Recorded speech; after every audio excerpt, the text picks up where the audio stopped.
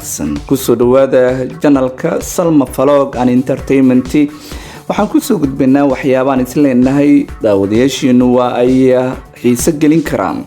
qodobada aan idin haynana markan waxaa kamid ah diyaarad iyadoo hawada ku jirta daaqadaha inta loo furay dadkii saarna hal qof iyo duuliyaha kaliya ay ka soo hareen.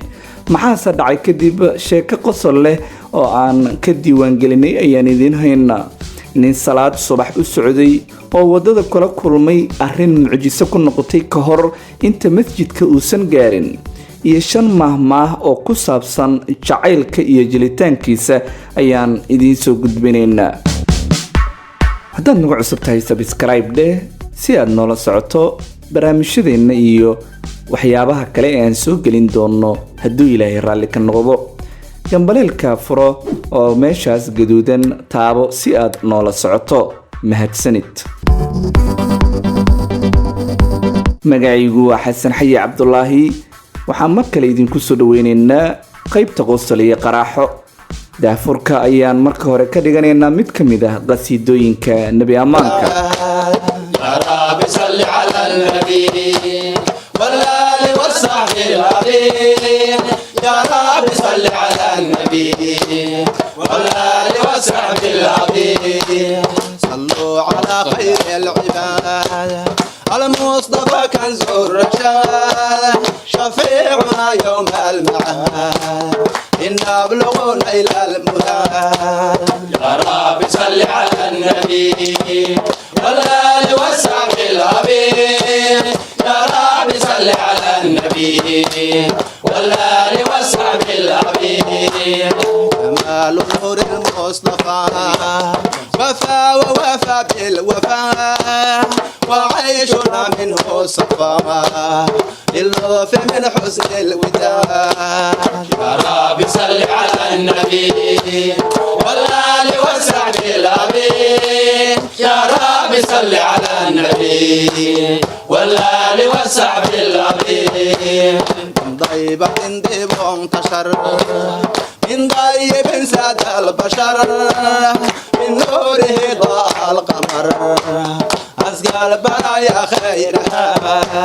يا رب صل على النبي والآل والصحب العظيم.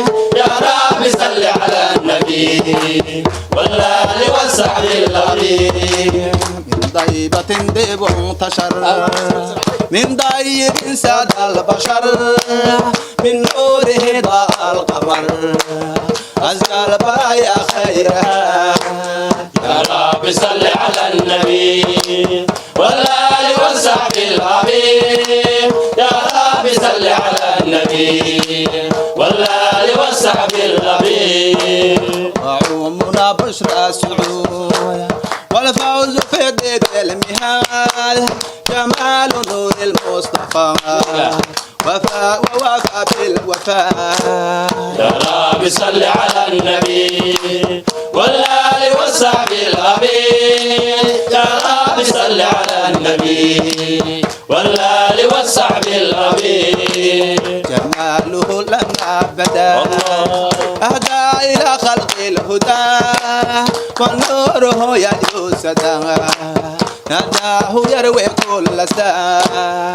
يا رب صل على النبي والآل والصحب العظيم. يا رب صل على النبي والآل والصحب العظيم. وعومنا بشرى السعود والفوز في ديب المهاد. جمال نور المصطفى وفاء ووفى بالوفاء.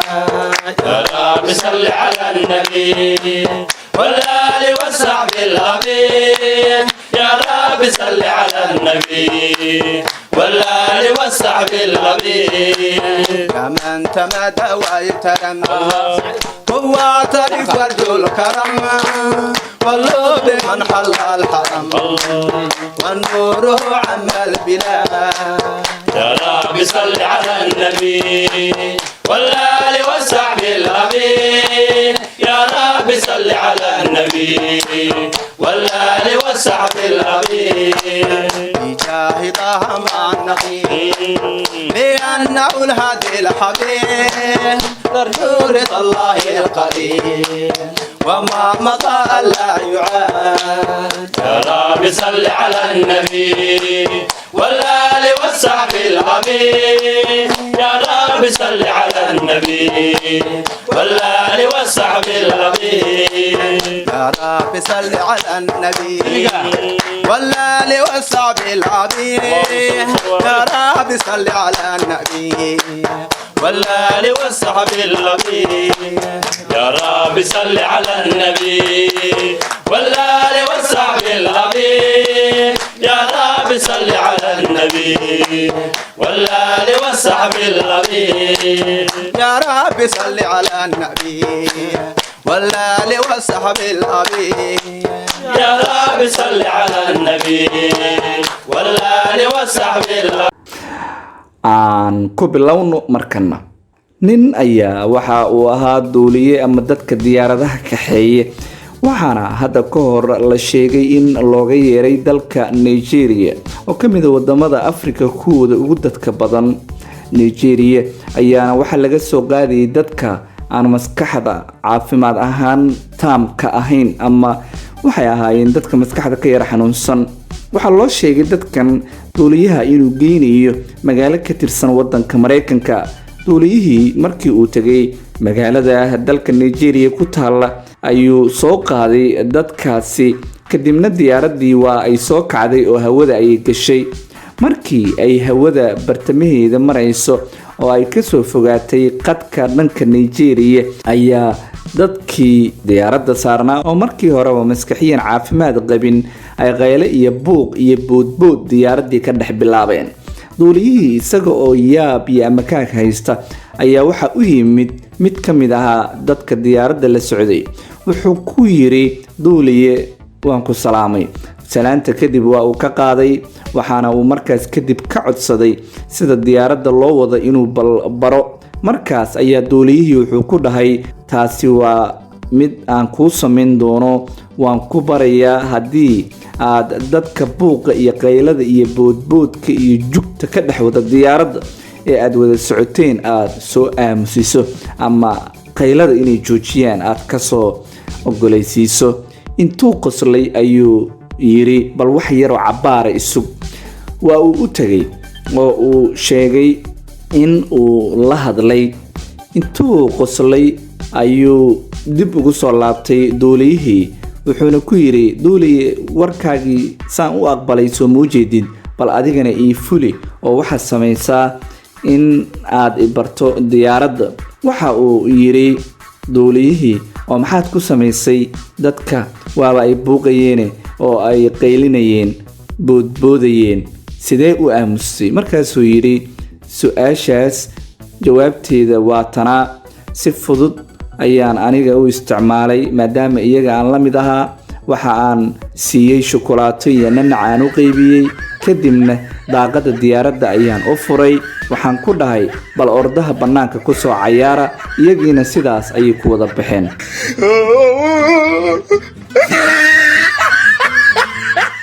waa tahay waxaan rajeynayaa inaad ka hesheen qaybtaasina.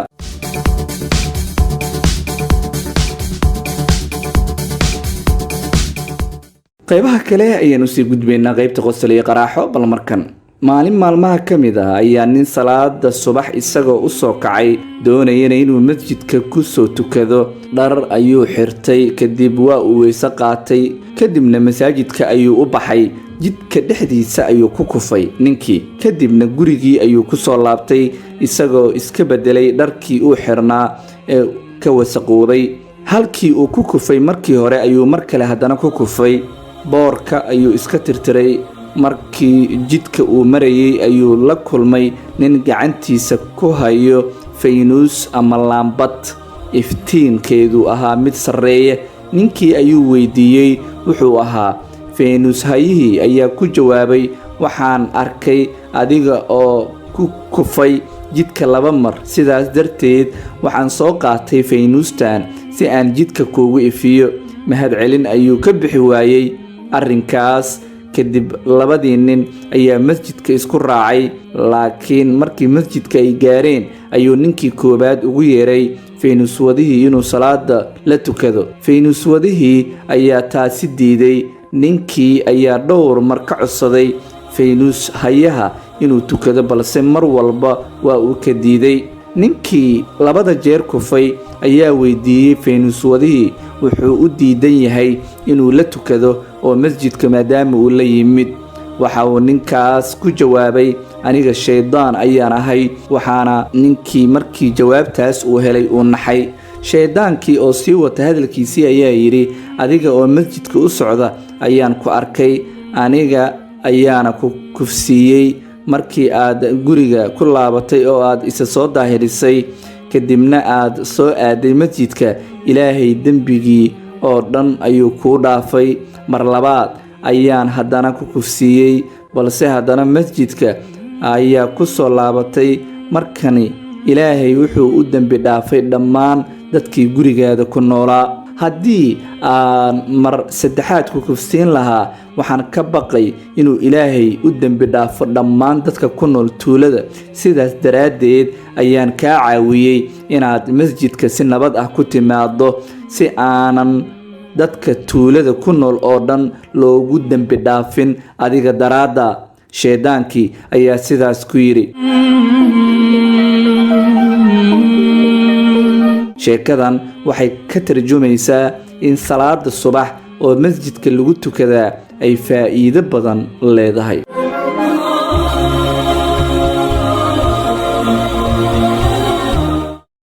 hagaag daawadayaal, qaybaha ugu dambeeya ayaan soo gaarnay.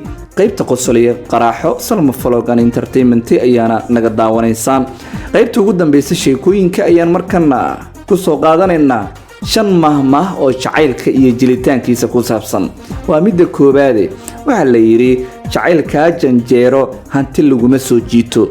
waxay dadka mucaashaqiinta ku tilmaameen arintaas waa mid sax ah oo jacaylka qofka aad u qabto hadduu kaa sii jeedo xitaa lacag walba oo aad ku bixisaa inaadan helaynin. qaybta labaad waxay leedahay jahli iyo jacayl ilin looma jiifto. sidaas ayaa iyadana lagu rumaystay dadkii laga horeeyay ee jacaylka ku soo jabay. 3 jacayl laga janjeersaday jug laguma doono. eed jacayl ilin lamaanaha kama dhammaato. iyo kan 5aad oo ah axdigii hore dhalanteedkii dambe tirtiray. waxaa la yidhi ballan hore oo aad gashay dhalanteedka dambe ayaa tirtiri kara oo waxa uu qofka qalbigiisa ka dhigi karaa mid ilowsiiye dhibta iyo daruufihii uu qofka kale kala soo kulmay.